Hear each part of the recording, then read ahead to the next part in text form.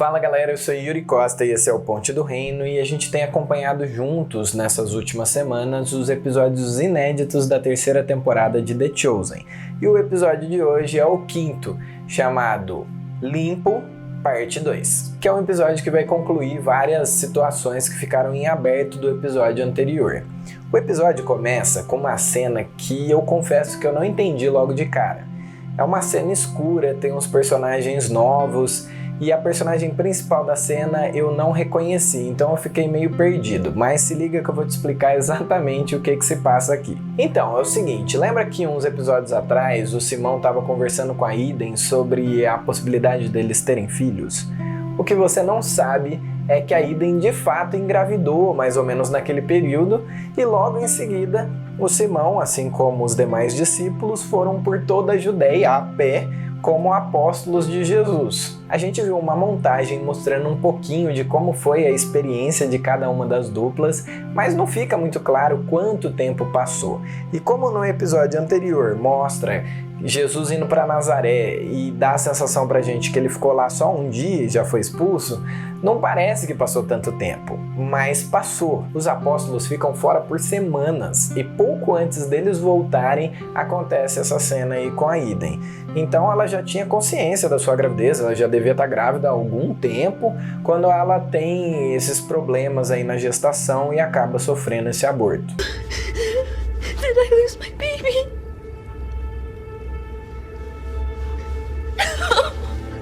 Obviamente ela fica devastada e aí aquela situação entre ela e o Simão ganha mais peso, né? Quando o Simão chega em casa de surpresa, ela devia estar pensando em como que ela ia contar toda essa situação para ele, expor a sua tristeza, o seu coração.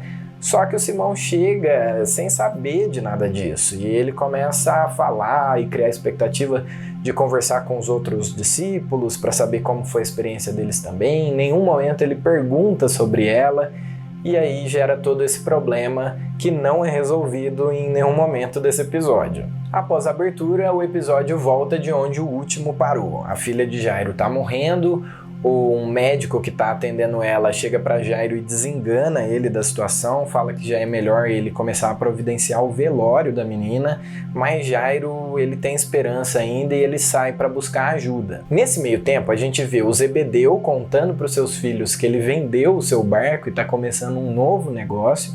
A gente vê inclusive ele comprando um olival junto com Judas e as outras mulheres. A gente também vê Natanael e Tadeu andando por um atalho com alguns baldes d'água e eles encontram a Verônica, a mulher do fluxo de sangue. Então eles sugerem para ela que o mestre deles poderia curá-la.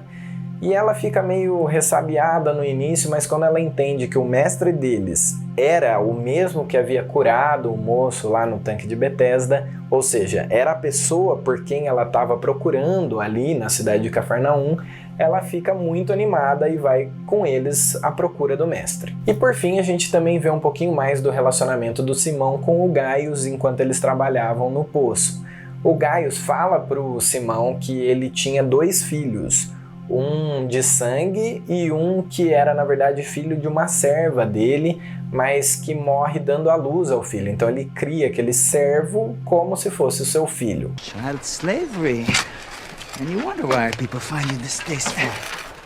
His mother worked for us and she died giving birth and we raised him as our own. Is that so barbaric? E ele não deixa muito claro o que é, mas dá para entender que tem alguma coisa errada, alguma situação difícil pela qual esse filho está passando. E aí isso só confirma, né, cada vez mais a minha teoria de que o Gaius vai ser aquele centurião cujo servo é curado à distância por Jesus. O Jairo fala com Yusuf, que o ajuda a encontrar alguns discípulos de Jesus pela cidade e eventualmente acabam chegando até ele, que estava comendo na casa de Simão. Mas antes deles chegarem, Jesus percebe que tem alguma coisa de errado com a Eden e ele está ali ensinando os demais discípulos sobre como aquele não era o momento deles jejuarem, porque Jesus estava com eles, mas haveria um momento em que ele seria tirado deles e aí sim eles deveriam jejuar. Eles não entendem muito bem essa parte, claro. Taken away? Hold that thought. E depois ele ainda fala sobre como as coisas do reino de Deus são semelhantes a um vinho novo que você tem que colocar numa vasilha de couro nova, porque se você colocar numa velha, ele vai acabar arrebentando a vasilha. E ele diz isso para exemplificar que os velhos hábitos dos fariseus e da antiga aliança não seriam capazes de acolher, de receber, de entender as boas novas do reino de Deus que ele estava pregando. Muita coisa precisava mudar para que isso acontecesse. E é aí que Jairo chega, numa atuação lindíssima. Ele diz para Jesus que o conhece, mesmo que os dois nunca tivessem se encontrado de fato, porque ele crê que Jesus é o Messias. E diante de tamanha fé, Jesus se compadece da situação dele com a sua filha e decide ir com ele até a sua casa. You've never met me. Yet you have this much faith that I can heal your daughter.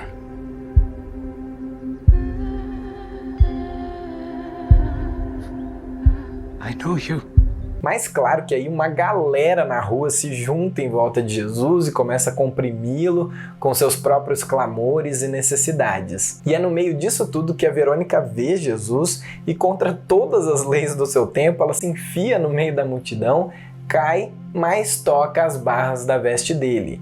E aí Jesus para e, consequentemente, todo mundo para também. Ele pergunta quem o tocou. O Simão acha aquela pergunta meio sem noção, né? Porque devido à situação, todo mundo estava tocando em Jesus.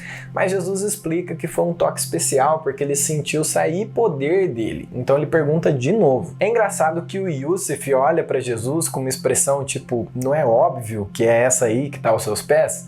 E Jesus responde com uma outra expressão que dá a entender, tipo, deixa ela admitir. E a Verônica admite, meio constrangida, mas ao mesmo tempo muito alegre, sem conseguir conter a sua felicidade, porque ao tocar em Jesus, de fato, imediatamente o seu sangramento estancou. Veja, nunca alguém havia sido curado por tocar as roupas de Jesus antes. E Jesus explica para a moça que as suas vestes não tinham nada de especial, mas que ela havia sido curada por causa da fé dela. E ele a agradece dizendo: You have blessed me today. E aqui tem uma galera que pira, tá? Porque o que ele está dizendo para a moça, em outras palavras, é que a atitude dela de fé o motivou a ter mais fé.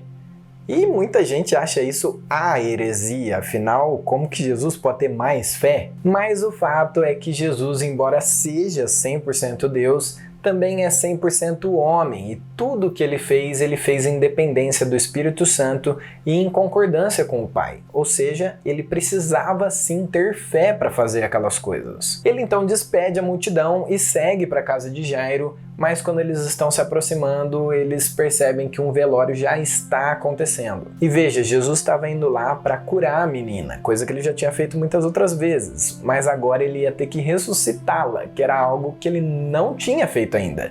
Então, se ele fosse ter alguma dúvida, alguma dificuldade na sua fé, por causa da situação que acabou de acontecer com a mulher do fluxo de sangue, agora ele já não tinha mais dúvida alguma. E por isso ele diz para Jairo simplesmente continuar crendo e entra na casa dele contra a vontade do fariseu. Jesus diz então que a menina está apenas dormindo e todo mundo que está ali debocha dele. Então ele manda todo mundo para fora e fica apenas Pedro, Tiago e João, Jesus e, claro, Jairo, sua mulher e a menina. Everyone out. You heard him. Jesus dá uma olhadinha para cima como quem clama ao Pai, pega a menina pela mão e diz: Cordeirinha, levante-se. E a menina é ressuscitada e se levanta na cama. Eu só achei um pouco estranho porque a Bíblia diz que quando ela se levanta, ela já começa a falar porque tinha 12 anos e na cena ela não fala absolutamente nada. Mas enfim, Jesus adverte todos eles ali a não dizerem absolutamente nada a respeito disso, nem mesmo para os outros discípulos, porque isso poderia chamar a atenção de uma forma negativa e ninguém ia querer isso. Quando eles saem, eles dão de cara com o fariseu, que começa a reclamar com eles e dizer que eles tinham que fazer o ritual da purificação agora, porque eles tiveram um contato com um cadáver e também com uma mulher que estava impura. E Jesus não arruma briga não, ele simplesmente pega os discípulos e vai para o Mar da Galileia. E nesse meio tempo a gente vê a Verônica queimando as suas roupas velhas e muito aliviada indo se banhar no mar. E aí ela acaba reencontrando então Jesus e os discípulos que estavam vindo para o ritual da purificação. Mas na verdade eles só queriam saber como ela estava e ter um tempo juntos se divertindo no mar. Thinks he did. We just wanted to go for a swim. E é uma cena espetacular, tá todo mundo muito feliz, brincando, se divertindo, inclusive Jesus, que é uma pessoa muito bem-humorada. Now, if you'll excuse me, I can't miss this. Bom, não todo mundo, né? Porque o episódio termina focando na Eden, que vê toda aquela alegria da praia, mas com seu coração ainda endurecido por tudo aquilo que ela passou. Possivelmente pensando em por que ela teve que sofrer tudo aquilo que ela sofreu, sendo que outros foram curados, estavam felizes por causa disso. Eu acho que ainda vale a pena ressaltar o quão incrível o seriado é em apresentar uma temática em cada episódio, mesmo que de uma forma bem sutil. Tipo, nesse episódio aqui se fala muito sobre pais e filhos. Ó, você tem a situação da filha do Jairo, você tem a perda do bebê da Eden, você tem a situação da mulher do fluxo de sangue que tinha sido abandonada pelos pais e a quem Jesus a chama de filha, e você tem a conversa do Gaius com Simão, em que ele fala do seu filho adotivo. Para não falar, claro, do foco todo em Jesus, que é o Filho de Deus. My daughter. I'm no one's daughter anymore.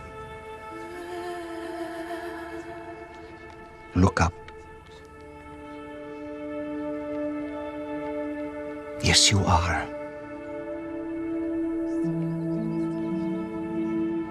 Daughter.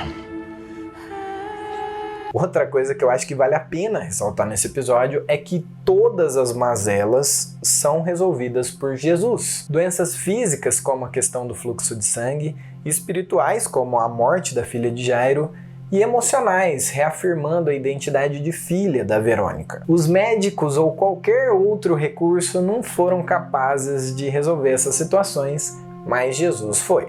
You are a healer?